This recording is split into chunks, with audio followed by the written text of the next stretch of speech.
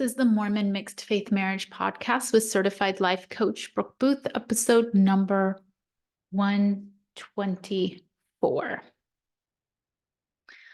Okay, I want to share about two conversations I had recently, two quick stories to set us up for today's topic. I was talking to a good friend, and she has a grown daughter who's in therapy.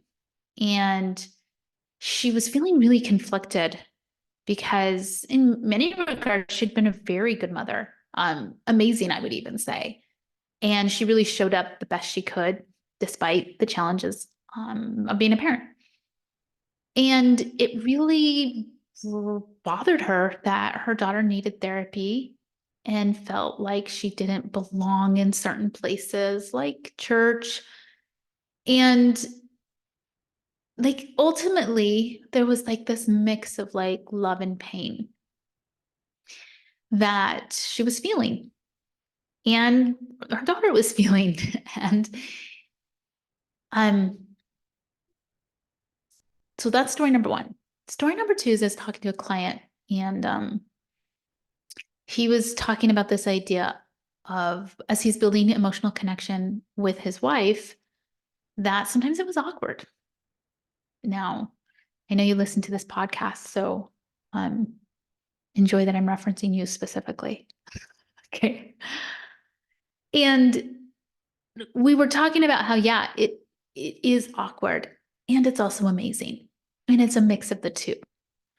That in order to get the amazing, you kind of have to accept the awkward that comes along with it. I want to talk about these two ideas that, like, it's a mixed bag. You get awkward and amazing, you get love and pain. All relationships, all people, they're a complete mixed bag. This is not a white hat, black hat scenario. Something I teach my clients along these lines is that, like, hey, you're married to an imperfect human. You're an imperfect human. And that means it's going to be imperfect. There's going to be some pain. There's going to be some awkwardness. We love those close to us and we hurt them. Our relationships are amazing. They're awkward. It's okay for them to be both. It's okay for you to be both. It's okay for your spouse to be both. I think this is a really powerful tool and a great one to use. This is what I want to talk about, though, is that, yes, this is a great tool and one to use, but one to use with discretion. Like, this is a tool that comes with a warning label. Use with caution, or use, like, do not take if the following symptoms are also happening. Like, I want you to use it, but not like it's a one size fits all tool. Let me tell you what I mean by that. When you're in a mixed faith marriage, there's going to be hurt, pain, awkward, irritation, frustration. Okay, that is just, it's going to be there. There's no sugarcoating it. It's part of any marriage. It's definitely part of a mixed faith marriage. So when you're looking at your marriage and you're trying to decide if this is the tool to use, like, do I just need to like relax a little bit and just accept that we're dealing with imperfect people and that there's going to be this mix of good and bad, and I can just like take a deep breath and be okay? This is what I want you to think about, is I want you to really pause first and evaluate what's going on here. Like, what I mean by that is this like a low value or a high value topic that we're wanting to apply this to? Let me give you an example of a low value topic. My husband likes to eat ice cream. Shocking, I know. And he likes to put it on his spoon, put it in his mouth, take it out of his mouth, but there's still ice cream on his spoon, put it in his mouth, taking it out of his mouth, and rinse and repeat until there's no more ice cream on his spoon. I call this double licking. For some reason, this is highly annoying and irritating to me. It's just not my happy place. So I don't tend to sit with my husband when he's eating ice cream. I leave the room. Now, this is a low value thing. Like, it's not compromising any of my values. It's not compromising my self-worth. It's not compromising like an important need or want I have. It's not doing any of that. It's just irritating to me. Very low value. So this is a great situation where it can be really helpful to remind myself that, hey, married to a human. My human, he does this like funny thing with ice cream. It's gross. And that's the package, and I'm cool with it all. Because dwelling on that, sitting there and staring at him and letting the frustration and the irritation and the annoyance build and grow is only going to cause me suffering. It's only going to cause me to be annoyed and then act snippy or passive aggressive and basically throw grenades into the evening we may be having. So in the overall scheme of things, this is really immaterial, very low value. So great place for me to apply this coaching tool and just like take care of my own internal experience and reframe it and move forward without that frustration and that annoyance, because like it's just a great fit for that tool. Okay. Another situation where this tool is not applicable and where I would not recommend using it at all. And it's in what I call like a high value situation. This is extreme just to make my point, and then we'll use some less extreme examples, but this is just to make my point. Is if my husband were an arms dealer and he were providing weapons to militants across the globe, okay, yeah, that's annoying, that's gross, but this is also now definitely infringing on some of my values. This is not something I can just be okay with and be like, yeah, he's a human. It's always going to be a mix of like good and bad. Like this is where I stand up and I say, no, I don't want to be involved in this relationship. And I'm going to make some changes in order to be in integrity with myself and my values. Okay. Now, I got eating ice cream and being an arms dealer. Like they're kind of silly. They're just to give you an idea of the concept. But now let's apply it to how it can work in a mixed faith marriage. Because I think this is where it can get really interesting. So remember, the framework we're working is like, is this high value or low value? Like, is this material or immaterial? Is this impacting your values or not impacting your values? Is this compromising on your sense of self-worth, your sense of value, your sense of personal integrity or not? And if it's low value, this is where we apply the tool. If it's high value, I have a different recommendation. And so if it's high value, then make the changes, rock the boat, do that. If it's low value, you don't want to get hung up on this. Doesn't really matter. Let them be human. Let them be imperfect. Don't let this cause you to go crazy or lose enjoyment in a perfectly functioning relationship. Okay. So let's talk about how to apply this, because it's not an absolute standard, meaning this doesn't apply the same to everybody. Everybody's going to have different things they consider high value and different things they consider low value. And this is highly individual and highly unique to you, because you're going to have a different set of values than other people. You get to choose your values and you get to decide what's high value and what's low value.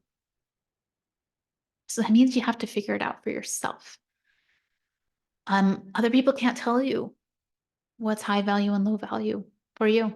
You get to decide. I guarantee you there are some people in this world, and if their spouse was an arms dealer, it wouldn't matter to them. It would be a low value thing. For me, high value. Okay. Everybody's different and gets to decide. So some ways I see this showing up in a mixed faith marriage is around topics like alcohol. For some people, this is not the hill to die on. It's not a high value. For some people, it's quite the opposite. It is very high value. For some people, it's just annoying. Yeah, they don't like it. But that's not really compromising them and their integrity. I've had a client in the past who, without examining the situation, thought maybe it was a high value, because for her, partaking of alcohol was a high value thing. That was something she was certainly not interested in by her own values. But as she explored it, she realized, but for her husband, for somebody else, it was actually more low value for her. she found that that wasn't something that she needed to adhere to for him. He could do what he wanted with his life. So it was low value in terms of the relationship, where she could then pull in the tool of like, look, sometimes it's amazing and sometimes it's awkward, right? Sometimes there's love and sometimes there's pain, and being able to reframe the situation by using those tools. For others, this is certainly the hill to die on. Based on their own safety or values or preferences, they, when it applies to using this in the relationship, they consider this a very high value topic. People get to make these own judgment calls for themselves, but I want you to examine and look at what these judgment calls are for you, and understand that you using it can be a different high or low value than your spouse participating in certain activities or not. Another area I see this show up with work I do in clients is like LGBTQ stuff. For some people, this is an extremely high value area. It is very important and it's very material to their relationship and their interaction with their spouse.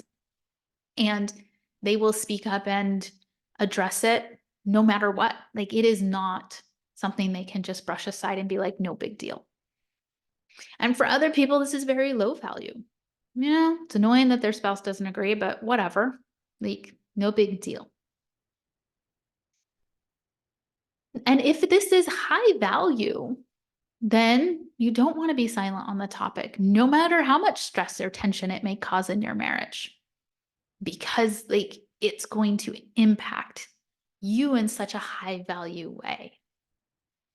For some, if it's low value, then it's one of those things that like it's not worth the stress and tension that it brings into the marriage. So just, go into the like awkward and amazing and use that tool. So this is what I want you to do is like, now that we've fleshed out like this concept and this idea, can be really helpful to look at your own relationship and start to ask yourself, like, what topics in my marriage are causing stress and frustration and annoyance and anger and hurt? And then ask yourself, like, literally write this down, make a list. Make a list, ice cream eating, whatever it may be. Write the list. And then I want you to ask yourself this: are these like low value or high value? Are these important to me? Are these material? Are these infringing on me and my worth and well-being? Or are these just not that important? Are they lower? And when I say not important, I don't mean zero importance, just lower down on that scale. Other questions to ask yourself, how consequential is this? Is this a minimum standard? Is this a deal breaker?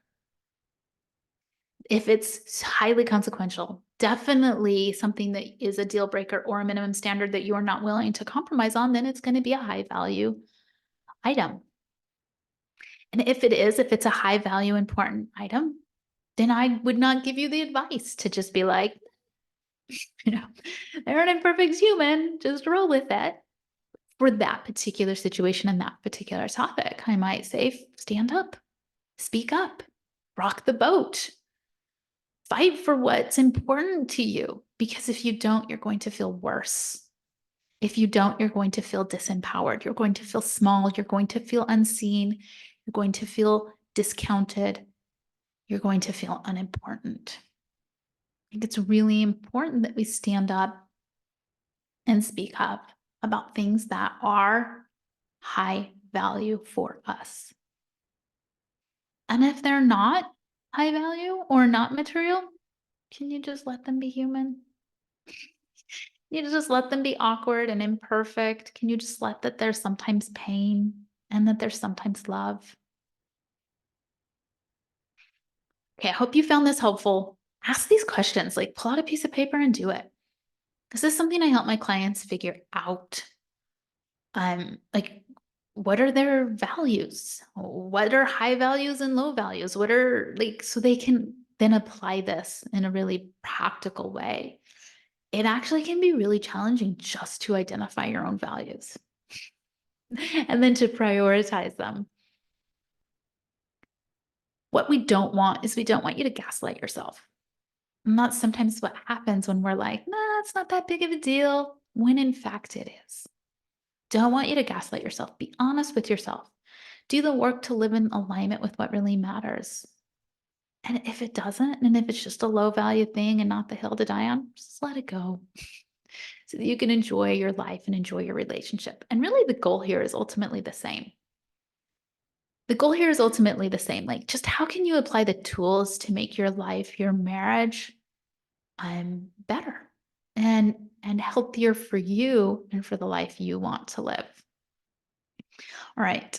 If you need help with this, identifying your values, figuring out if they're high value or low value, figuring out if you're gaslighting yourself or if you are being honest with yourself, or if this is an area that you can just let them be human, reach out and let's talk.